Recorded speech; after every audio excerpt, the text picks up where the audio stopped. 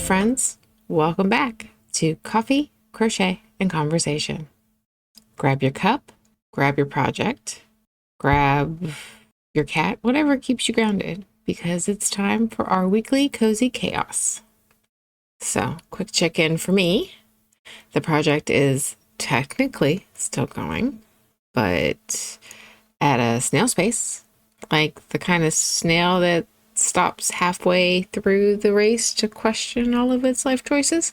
The running's still happening too. My legs are just sending daily protest letters about it. And for those of you who remember the great sock game that my husband had started, current score, him 3, me 1. And my 1 came because I struck back by leaving a pair on his pillow. Strategic victory and psychological warfare via socks. Now, before we dive in, I did have a moment this week. Someone didn't vibe with the political parts of my show. Totally fair. I replied with respect and facts, because that is the energy I want to keep here.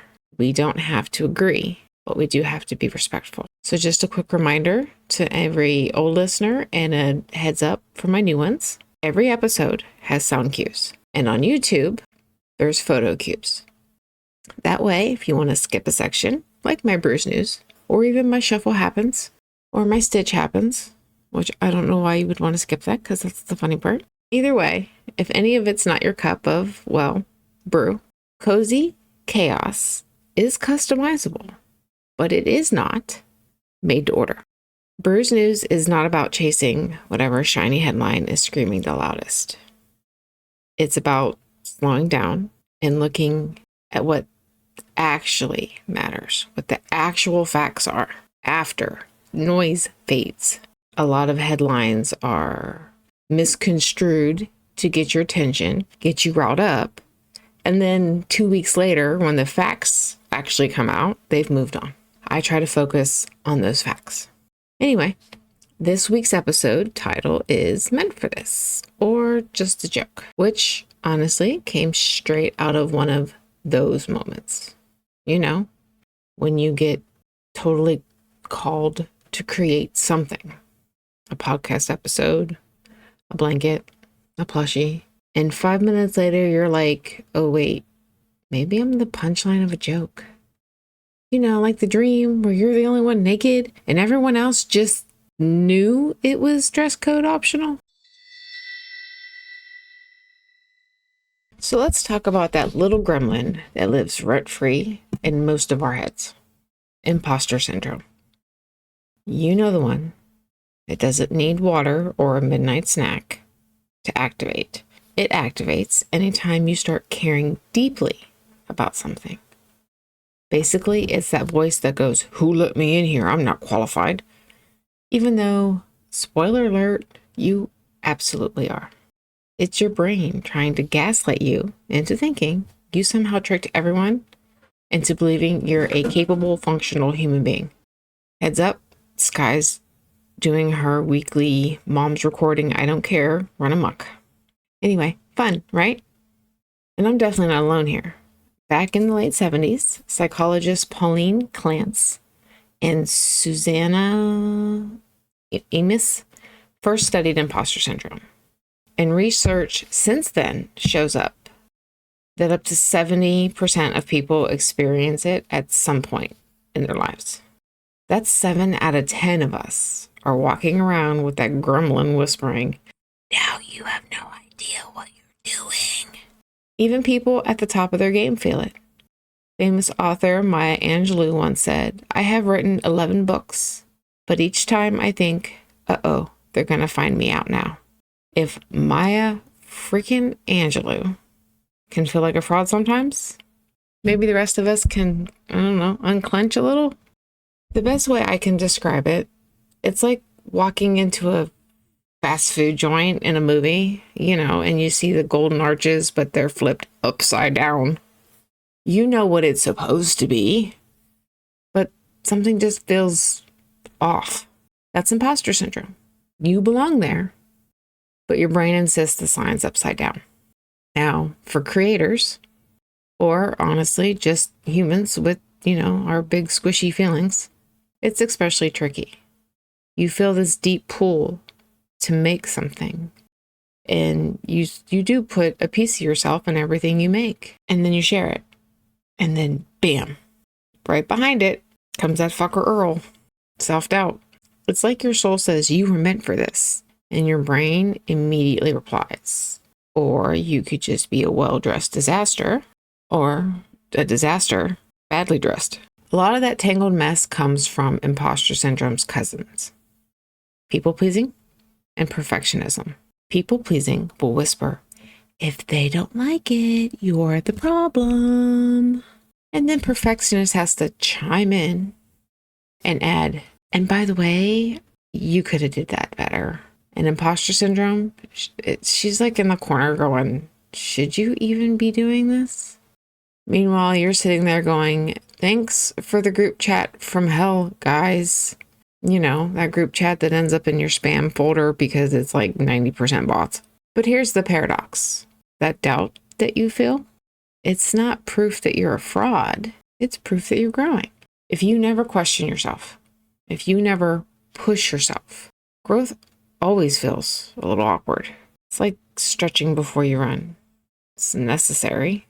It's uncomfortable, time consuming, but so totally worth it.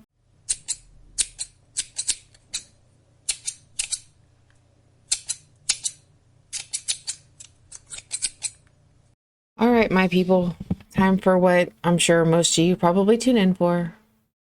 My cozy, chaotic life. It's time for Stitch Happens. So this one happened. This one's an older story. It actually happened 13 years ago. My oldest was just a baby, and we decided that we were going to take him to the zoo. And I don't know why we all do it. We take babies to the zoo. They don't remember. I guess it's more for us. It's something different. I mean, they get stimulation and stuff, but they really don't care. Anyway, we decided that we were going to make a whole day of it. We're going to get up. I was going to cook breakfast and try this brand new recipe because at this point I was just starting to teach myself how to cook. So I was going to make this really nice new recipe for breakfast, and then we were going to load up the kidlet and go to the zoo. So I get up and I'm whipping up breakfast, and I'm pretending to, be a cook who knows what she's doing and a parent who has it all together. My eyes read the recipe, said teaspoon of caraway seeds. But apparently, my brain decided to translate it into a full tablespoon. I didn't even notice the difference until my husband took a bite. And the look on his face was priceless. He was trying not to hurt my feelings because, again, starting to learn how to cook, and also trying not to throw up. So then I take a bite and I'm like, oh my God, this is disgusting. Who would eat this enough to put it in a recipe book? And then I looked at the recipe again and I went, oh, that's why it tastes like we planted a spice garden in our kitchen. Ugh. The kitchen smelled, well, I thought it was supposed to be aromatic. And breakfast, it was gone. There was not enough ketchup in the world to cover that up. So we improvised, toddler in tow, running through McDonald's on our way to the zoo. So I guess the moral of the story is sometimes you can have the best intentions and careful planning. It just doesn't matter. Chaos somehow always wins. We just have to laugh, eat something else, and keep moving it on to the zoo with a baby that really doesn't care. And that leads us into our next segment. So see, that's the thing. Sometimes the chaos is just external, like a tablespoon of caraway seeds. Other times, it's internal. It's that little gremlin that just keeps whispering, you don't belong here. Trust me, I've lived this. I've crocheted pieces, posted them online, have people comment, "Oh my gosh, I love this. I will totally buy it." And then crickets. No one shows up with, I don't know, actual money in their hand. Like an imposter syndrome, for in my experience with crocheters, it even shows up when we price things. I'm always like, people will be like, "How much for that thing that you made?" And I'll go on Etsy or something. I try to, be fair. And it'll say $200. And I'm like, no one is going to pay $200 for this. But I look at it and I see the imperfections. And, in my head, they're going to get it. It's going to fall apart. And they're going to call me a fraud. And I'm like, $20? I undersell myself a lot. A lot of creators do. And that takes away from the community, the crochet community in general, because if you underprice, then the other people feel like they have to underprice. Somebody said, I'm like, well, it only took me an hour. And they're like, well, that's still an hour of your life. Are you not worth at least minimum wage? And it's not a minimum wage job. It's a trade. It's a talent that not everyone can do. But my head's like, oh, anybody can watch a YouTube video and learn how to do it, so you can't charge. I've had people ask for custom things, and I don't think I'm good enough to ask for like a $25 deposit or something. So I go out and I buy the yarn and the stuffing and all the supplies, and I make it, and then I'm stuck with it because they don't follow through. That's how I ended up with a unicorn mermaid and a house full of boy energy. She is beautiful, though, and I will not apologize for her bright yellow tail and sunflower bra. Psychologists note that imposter feelings often spike during transitions. So, really, when you're stepping into something new, stretching into a bigger role, trying a skill you've never claimed out loud before. I enjoy crocheting the most when I'm making something new. And that's always been my problem when people are like, you should go to craft shows. Yeah, but then you got to make like 20 bumblebees. I want to try the pattern, make a bumblebee, and move on to something else. When I try a new pattern, I'm trying something new because pattern writer could be different.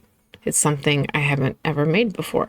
It's the part I like, but it also triggers that imposter syndrome. Doubt isn't proof that you don't belong. It's a sign that you're right on the edge of growth, and you're in good company. Albert Einstein once described himself as an involuntary swindler, worried his work didn't deserve the attention it got. If even Einstein felt like a fraud sometimes, maybe the rest of us can stop beating ourselves up for it. So if you're sitting there, or standing there, listening and thinking, yeah, I've been there, take a minute after this episode and reflect on that one time you felt like a total fraud, but did the thing anyway. Every time I record, every time I edit, definitely every time I publish, it hits me. Maybe for you, it's showing up to the gym, or maybe asking for something that you really wanted. That moment, it's not you faking it.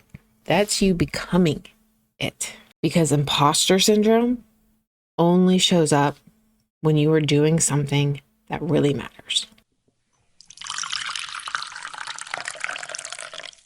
It's time for Brew's News. Grounded daily, brewed carefully, and fact-checked until even my OCD says, that's enough. So let's talk the Epstein updates. This week, Epstein's name was back in the headlines. So Commerce Secretary Howard Lutnick called him the greatest blackmailer ever, suggesting Epstein used compromising videos to secure his 2008 plea deal. Howard Lutnick told a story about being invited to his house and seeing a massage table. And then when asked how he thinks Epstein made his money or got the plea deal, he made that comment about the greatest blackmailer ever. That sharply contradicts the Justice Department's July memo, which says there's no credible evidence of a so-called list. Let's be clear here, and I've said this in past episodes. They talk about this list there's no list. Like there's an official, like he had an official client list. There's no official client list. But what we do have are victims' testimonies, seized documents, videos, pictures, bank records, court filings, and you can piece that all together and consolidate a list. You can paint a picture of who was in Epstein's orbit. Just because their names might be in those things doesn't mean they're guilty of something, but they were still associated with him. And that's what Congress and the courts are still circling. And while we're here, there's also a major update with Ghislaine Maxwell. On the first day of its new term, the Supreme Court actually rejected her appeal, which means that her 20-year conviction for sex trafficking will stand. She had argued that the Epstein 2007 plea deal, which some people call it the sweetheart deal, protected his co-conspirators, and that included her. The Supreme Court, however, did not bite. That denial effectively exhausts her judicial options.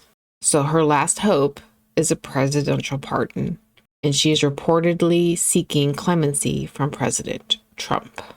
After a July meeting with Deputy Attorney General Todd Blanche, who was previously Donald Trump's lawyer, Maxwell was then quietly transferred to a minimum security facility in Texas, which she was convicted of sex trafficking. The rules of that prison were no sex offenders were allowed there. So she was given special permission. That move raised eyebrows. Meanwhile, House Democrats are pushing for a vote to release the Epstein related files. But Speaker Mike Johnson has delayed swearing in the Arizona rep who could tip the balance. I'm not going to say that woman's name because I will mess it up. Government shutdown. From one courtroom drama to another kind of standoff. And this time it's not in the courts, but it's in Congress. The federal government officially shut down on October 1st after lawmakers failed to reach a deal. Democrats are holding out for an extension of Enhanced Affordable Care Act subsidies. Without those subsidies, premiums could more than double. They would actually rise by about 114% on average for millions of Americans. Republicans, led by President Trump and Speaker Mike Johnson, argue those subsidies should be debated separately and are framing the standoff as a Democrat shutdown. Democrats counter that MAGA leadership is twisting the narrative since Republicans control both chambers of the House and the White House. And here's a little extra sip. The judiciary is still operating, but only through October 17th. They're using leftover fee balances. So whenever you file something with a court, like a lawsuit or something, you have to pay a fee. They're using those fees. After that is used up, even the courts could start to feel the pinch. And then we have the National Guard movements. So as lawmakers argue over budgets, the president is moving boots. National Guard deployments are expanding. Over the weekend, President Trump ordered 400 Texas Guard members to deploy nationwide, including Illinois and Oregon. This following earlier deployments in Los Angeles and Washington, D.C., plus requests from Republican governors in Louisiana and Missouri. Democratic governors in states like California and Oregon are pushing back, citing legal challenges under the Posse Comitatus Act. A federal judge in California already ruled that the LA deployment was unlawful, and the Oregon courts have blocked similar moves. Illinois filed a suit that led Trump to hint he may invoke the Insurrection Act if the courts keep blocking him. The pattern is clear. Red states are welcoming troops, blue states are resisting, and the lawsuits are mounting. It's a deployment map that looks less like national unity and more like a red and blue chessboard. So whether it's files, funding, or forces, that's the blend in your cup this week. All right, let's bring this back down to our daily grind. Those tiny moments where imposter syndrome likes to sneak in while you're just trying to exist and hope you come across as a functional adult. So here's the good news. You don't have to defeat it. You just have to learn how to side-eye it and keep moving. Like, I see you, get to stepping. Think of these little CBT inspired tricks as the aunt or uncle nobody really likes, but they show up to every family party. Just to note, imposter syndrome isn't an official diagnosis in the DSM-5. So they don't really consider it like a disorder. It's more of a pattern of thinking, which means you're not broken if you feel it. You're just human. Psychologists also say it flares mostly during transitions, new jobs, new projects, new roles. Basically, the moments when you're stretching into something that matters. So number 1, catch the thought, don't chase it. When your brain starts whispering, "You're not good enough," try labeling it instead of believing it. Like, there's that imposter's voice again. Thank you for your input nobody wanted, Earl. You guys remember Earl, right? My self-doubt voice. He's also my imposter voice. Any negative thought I have is pretty much Earl. And no matter the situation, Earl has to die. It sounds silly, but putting space between you and the thought keeps it from throwing a full-blown pity party in your head. So every time I hear him, I start to hum the song Earl Had to Die. And I will make up in my head an entire music video of all the fun ways to make that happen. Number 2, check receipts. Your imposter brain conveniently forgets all the wins. All the times that you did it and were successful, or tried something new and was successful. So pull out the receipts, projects you finished, compliments you received, the times you showed up even when your confidence was on back order. That doubt hitting your head, Earl whispering in your ear, remind yourself, I've got a track record. Evidence doesn't lie. Facts, not feelings. 3, flip the what if game. Instead of what if I mess up, try what if it actually goes really well. Same amount of brain power, less self-sabotage. During this podcast journey of mine, I had to use this one a lot because my brain would be like, what if nobody listens? What if everyone thinks you're stupid? And I had to flip it. What if I grow a community of empathy and care? Number 4, show up anyway. The biggest CBT, which is cognitive behavior therapy, secret, like I said earlier, feelings aren't facts. You can feel like a fraud and still do it. One podcast episode, one crochet project, one brave little step at a time. Consistency is what quietly kills imposter syndrome because it can't argue with proof. So yeah, imposter syndrome might keep popping up like glitter after a craft night or a glitter card that your kids made you and now it's all over the house. But that's okay. You don't have to clean it all up. It'll go away eventually. Just don't let it stop you from creating. And hey, if today's the day you showed up with a little self-doubt tagging along, it still counts. Courage isn't about being confident. Courage is showing up in the face of fear. So take a deep breath and do it. Just like Nike says, just do it. And do it again and again and again until you get to the point eventually you forgot what you were even doubtful of. All right, time for this week's card for our Shuffle Happens segment. This week, we're talking about the Lovers. I'm going through my Sacred Kingdom deck. The scene on my card is dark, but there's this beautiful contrast of light. The male figure is dressed in a warm cloak. He has a crown on his head. Around him, a white, frost-like glow trails down his neck and shoulders, almost like a halo made of winter. His arms are wrapped protectively around a woman in a long white dress. There's a fog swirling around the hem of her skirt, curling up her back until it reaches her head. Her eyes are completely closed, completely calm, while he's staring right at her. In between them is a bright yellow flame-shaped light, glowing softly, throwing off little sparks that float around them. But it doesn't feel hot. It's more like that warmth from the inside out. That moment where two energies meet and become something more. Now, the Lover's Upright is all about connection, choices, and alignment. And it's not just a romantic, but a soul level connection. It's that sweet spot where your inner truth and outer actions meet.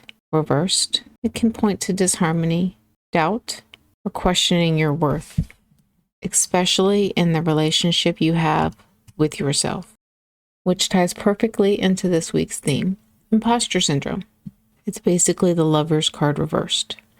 It's that disconnect between who you are and who you think you're supposed to be. It's second guessing the flame between your purpose and your confidence.